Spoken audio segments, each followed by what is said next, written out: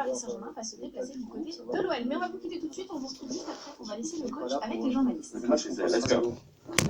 Pour Strasbourg, oui, on manque, je suis préparé, mais on manque Thilo Kehrer, Julian Draxler, Kylian Mbappé, c'est trop tôt pour samedi et malheureusement c'est trop tôt pour Eddy Cavani aussi. Un peu trop tôt, on a décidé hier, il a fait entraînement avec nous, avec beaucoup de qualité, mais le risque est trop grand. Tous les autres sont disponibles. Bonjour coach. Dans quel état physique avez-vous retrouvé vos internationaux et comment s'est passée la préparation du match contre Strasbourg? Physique, état physique, c'est une bonne question, oui. Mais bien sûr, les Sud-Américains, les Paredes et les Brésiliens, ils sont fatigués, c'est normal, ils ont joué aux États-Unis. C'est jamais facile, ils sont arrivés à mercredi soir ou c'est quoi après mercredi? Jeudi matin. Un peu de jet lag, c'est toujours comme ça, mais ils sont habitués aussi pour ça. Et tous les autres, on a eu la possibilité de donner un jour off, par exemple pour Colin Dagba, pour Thomas Meunier, pour Marco Verratti, et je pense que nous sommes prêts pour physiquement, pour demain, pour jouer avec intensité, parce que c'est nécessaire. Strasbourg joue avec un style très physique.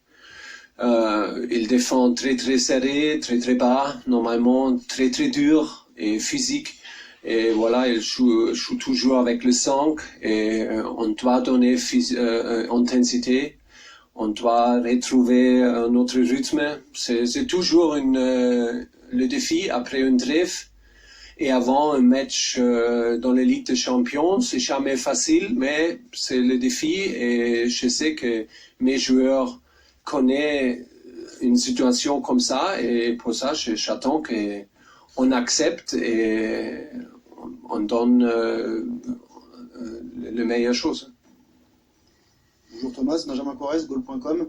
La hiérarchie des gardiens de but a changé en toute fin de mercato au Paris Saint-Germain, avec deux nouveaux gardiens qui sont arrivés, Keylor Navas et Sergio Rico. Qu'est-ce que vous pouvez nous dire sur les premiers pas de ces deux gardiens de but et est-ce que Keylor Navas peut démarrer demain contre Strasbourg? Oui, on a un autre entraînement maintenant, après cette conférence de presse. Et voilà, toutes les choses peuvent venir, mais si Keylor n'est pas blessé, il va jouer demain. Bonjour Thomas, Loïc Tanzier, RMC Sport. Sur la continuité des gardiens, pourquoi avoir laissé partir du coup Alphonse Areola et avoir fait venir Keylor Navas à sa place? Oui, c'est une question pas facile de répondre. C'est une chose de occasion, de possibilité. Oui, la situation pour Alphonse et aussi pour Kevin Trapp, c'était pas facile avec Gigi. C'était une situation depuis beaucoup de saisons ici à Paris. Et oui, c'était la possibilité de changer avec Real Madrid, avec Keylor Navas. Et on a décidé pour Keylor, pour cette possibilité, pour la personnalité de Keylor. Pour moi, j'ai beaucoup de confiance à mon équipe maintenant. Nous sommes heureux que le mercato est fini finalement. Et voilà, on peut concentrer sur nous. Et c'est pas seulement avec Keylor, c'est aussi avec Sergio Rico, avec Mauro Icardi, avec Ander Abdou, Pablo et Idrissa Gueye. Je pense qu'on a gagné personnalité, caractère et personnalité. C'était important et pour jouer une saison stable et pour continuer notre développement. Mais oui, c'était pas une décision facile parce que j'aime Alphonse beaucoup. Il est un gars le centre de formation. Oui, c'était comme ça, mais à la fin, on a pris cette décision et voilà. Thomas, Nicolas Payard, Info Sport Plus. Vous venez de dire le mercato est fini, on est heureux. Oui. Neymar est toujours là. Oui. Est-ce que Neymar va faire partie du groupe demain pour Strasbourg? Est-ce qu'il est prêt à faire son grand retour dans l'équipe du Paris Saint-Germain? Est-ce que vous comptez sur lui dès demain et la suite de la saison? Oui, clairement oui, bien sûr. Comme je dis, je suis très heureux que le mercato est fini parce que maintenant, toutes les choses sont claires. On connaît notre groupe et voilà, je suis très content avec le groupe. On a un grand groupe avec beaucoup de joueurs avec personnalité, caractère et expérience. On a beaucoup de talents, des joueurs très talentueux et voilà, nous avons Ney dans notre groupe, c'est sûr maintenant. C'est pas une distraction. Distraction, c'est un mot? Distraction? Non. Il n'est pas d'autre chose dans la tête de Ney aussi. Il peut concentrer maintenant et c'est le moment pour concentrer sur nous. Et bien sûr, on manque Eddie, on manque Kylian et c'est nécessaire qu'il fasse son retour. Il est un joueur de PSG et pour ça, il est disponible pour demain. Il a fait entraînement hier et j'attends qu'il ait fait un bon entraînement aujourd'hui. Après, il est prêt pour jouer. Oui, bonjour Thomas, Julien Froment de la Radio Europe 1. Alors vous êtes très content que Neymar soit de retour. En revanche, du côté des supporters, notamment des ultras, est-ce que vous ne craignez pas qu'il y ait un accueil un peu mitigé justement pour Neymar demain au Parc des Princes? Merci. Je peux comprendre que tous les supporters sont heureux dans ce moment avec la situation et qu'est-ce qu'il a passé, mais je ne peux pas influencer cette réaction et je ne peux pas contrôler les supporters et la seule chose que je peux contrôler est les choses dans mon équipe.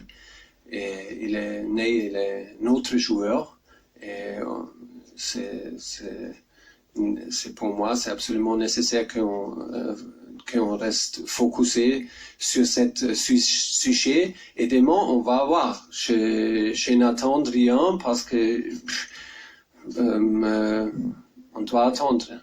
Il est un joueur pour PSG et je suis convaincu qu'il va donner tous pour nous aider to reach our goals. What is this? To atteindre notre but. Et c'est le premier but, c'est de gagner contre Strasbourg. Et voilà, ça c'est le défi pour Ney demain. Bonjour Thomas, Frédéric Goyard pour Le Parisien. Justement, par rapport à Neymar, est-ce que vous avez eu le temps de parler avec lui un petit peu, pour savoir un petit peu dans quel état d'esprit il est après ce mercato où il voulait partir, ça n'a pas abouti. Comment il est dans la tête et est-ce qu'il y a un risque à le faire jouer, à le faire débuter demain vu qu'il a fait un long voyage depuis les États-Unis?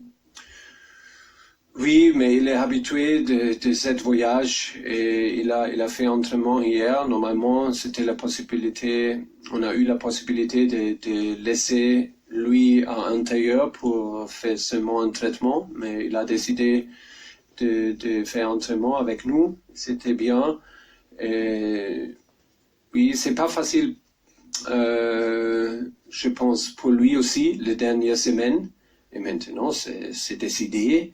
Et c'est la vie et il doit, je pense que on a eu la possibilité de parler un peu hier et aujourd'hui on doit encore parler, mais pour moi c'est, sometimes I have to say in English, sometimes I read a good sentence that the things are not as important as you think when you talk about it all the time because maybe it's more normal than we think. And if we talk all the time about it, the things become bigger and bigger and bigger.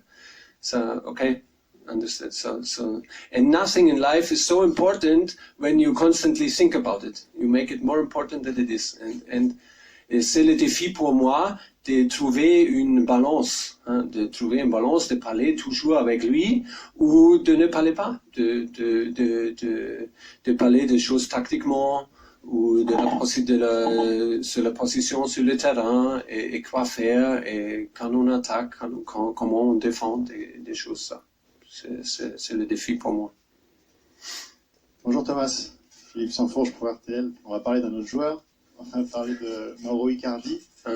Qu'est-ce que vous pensez de son arrivée? Comment vous le trouvez à l'entraînement? Et est-ce que vous comptez beaucoup sur lui? On envisage déjà une concurrence avec Edinson Cavani. Est-ce qu'il y a une hiérarchie dans votre tête ou est-ce que la concurrence va être totale? Oh oui, en concurrence totale, je pense que c'est bien pour nous. En hiérarchie, mais oui, Mauro doit montrer, il n'a pas joué pour beaucoup de mois. Il n'était pas avec Inter pour beaucoup de semaines. Et pour ça, il doit retrouver son rythme aussi. Et voilà, je pense que normalement, il est un 9, clairement un 9, numéro 9, comme Eddie. Et je pense que c'est une bonne situation. Il est là, il est très content d'être là. Et j'ai l'impression ils se sont très libres et peut-être demain c'est le premier match où on peut utiliser. Vous pourriez évoluer pour qu'ils puissent jouer ensemble, on peut penser à Kylian évidemment, Eddy, Mauro et Neymar. Si tout le monde est là. Oui. Comment vous pourriez les animer? You know, we cross the river when we're at the river. So before, c'est beaucoup de schémas et de structures dans ma tête, mais je décide quand on a la situation pour décider. Oui. Maintenant, Kylian manque, Eddie manque, et voilà. Et contre Real Madrid, sur Neymar manque, et voilà. So, pour ça, si on a la possibilité qu'on doit décider cette chose-là que vous avez demandé, la première chose, c'est, ok, c'est une bonne décision, peut-être dur pour quelques joueurs, mais la bonne nouvelle est tout le monde est là et tout le monde est disponible, ça veut dire nous sommes forts. Et on ne peut pas attendre tout notre objectif sans décision dure, c'est pas possible, mais pas maintenant. Bonjour coach, Abdassal pour Quotidien. Qu'est-ce que vous pouvez faire pour qu'un de vos joueurs brésiliens se sente aussi bien à Paris qu'à Barcelone? Qu'est-ce que vous... Encore?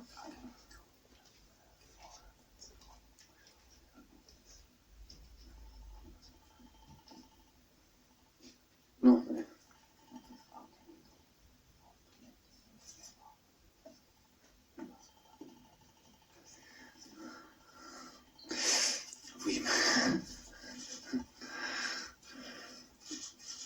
Oui, mais la vie est pas trop grave, hein, pas trop dur pour nous. Hein. De vivre et jouer à Paris, c'est pas trop grave. Hein. So, je pense que, comment je dis en avant, c'est si on parle de toutes les choses qui naissent à voir.